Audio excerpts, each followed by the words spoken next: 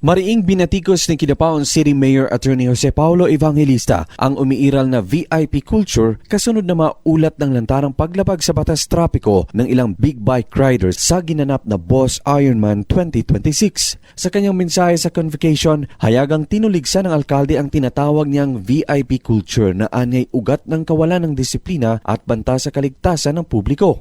Biniyang diin niya na hindi nasusukat sa presyo ng motorsiklo ang pagsunod sa batas at hindi dahilan ang pagiging VIP upang baliwaliin ang traffic rules gaya ng beating the red light. One of the cultures that I hate the most, mao ang VIP culture. Tagpila man ay mong big bike, 739,000 pesos minimum at cannot buy obedience to the law.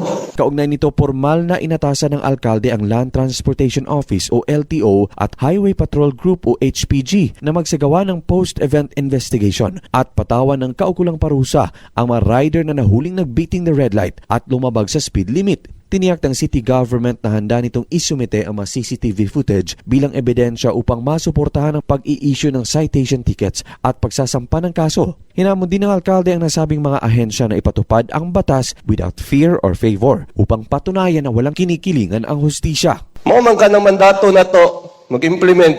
We will wait for your action. Wa lagi madakpan, mawalaan na pagsalig sa atong law enforcement sa traffic.